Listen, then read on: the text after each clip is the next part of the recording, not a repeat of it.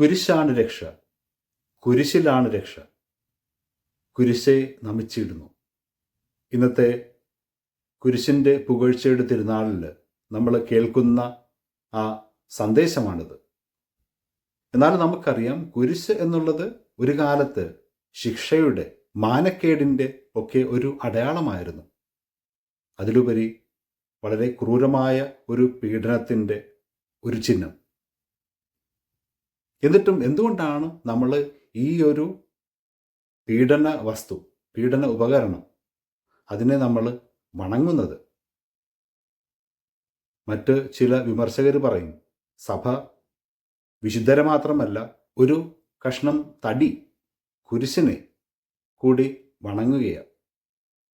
ഇതൊരു വിഗ്രഹാരാധനയല്ലേ? ഇത് തെറ്റായ പ്രവണതയല്ലേ? ആദ്യത്തെ കൽപ്പനയിൽ നമ്മളത് കേൾക്കുന്നുമുണ്ട്. ആരാധിക്കുവാനായിട്ട് ഭൂമിക്ക് മുകളിലോ ആകാശത്തിന് കീഴെയോ ജലത്തിന് അടിയിലോ ഉള്ള ഒരു വസ്തുവിൻ്റെയും ഒരു രൂപവും ഉണ്ടാക്കരുത്. എന്നാൽ ഈ പഴയ നിയമം തന്നെ നമ്മോട് പറയുന്നു, ചില പ്രത്യേക സന്ദർഭങ്ങളിൽ ദൈവം ചില പ്രത്യേക വഴികളിലൂടെ മനുഷ്യരെ സഹായിക്കുന്നു. അതാണ് നമ്മൾ ഇന്നത്തെ ഒന്നാമത്തെ വായനയിൽ, സംഖ്യയുടെ പുസ്തകത്തിൽ നമ്മൾ കേൾക്കുന്നത്. ഇസ്രായേൽ ജനം മരുഭൂമിയിൽ ദൈവത്തെ കുറ്റപ്പെടുത്തുന്നു, മോശയെ കുറ്റപ്പെടുത്തുന്നു. അവർ അതിൻ്റെ ശിക്ഷയെന്നോണം ആഗ്നേയ സർപ്പങ്ങളാൽ ദംശിക്കപ്പെടുകയാണ്. അപ്പോൾ മോശ ദൈവം പറയുന്നതനുസരിച്ച് ഒരു പിത്തള സർപ്പത്തെ ഉയർത്തി. ഈ പിത്തള സർപ്പത്തിലേക്ക് നോക്കിയവർ രക്ഷപ്പെട്ടു. ഇപ്രകാരം ഈ ലോഹത്തിൽ തീർത്ത സർപ്പത്തിനല്ല അവിടെ ശക്തി.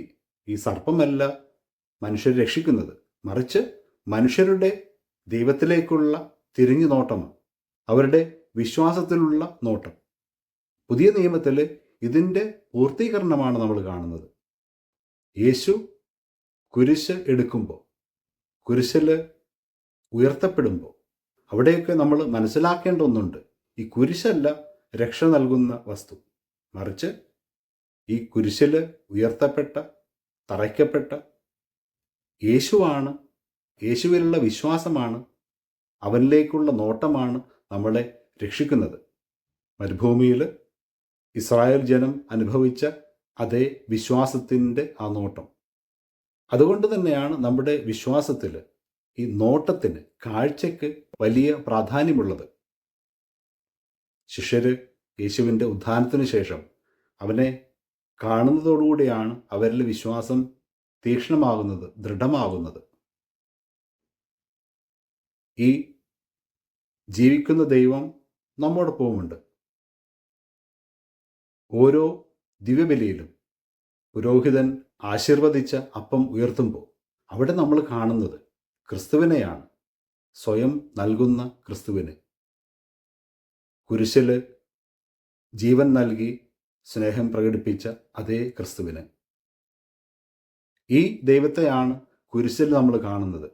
ദൈവത്തിൻ്റെ ഹൃദയപൂർവമായിട്ടുള്ള സ്നേഹത്തെയാണ് നമ്മൾ ഈ കുരിശിൽ അനുഭവിക്കുന്നത്. അതുകൊണ്ട് തന്നെയാണ് കുരിശ് നമുക്ക് പ്രാധാന്യമുള്ളതായിട്ട് മാറുന്നത്. നമ്മുടെ ദേവാലയങ്ങളിൽ, നമ്മുടെ വീടുകളിൽ ഒക്കെ കുരിശുകൾ നമ്മൾ വണങ്ങുന്നുണ്ട്. പലരും അത് ധരിക്കുന്നുമുണ്ട്.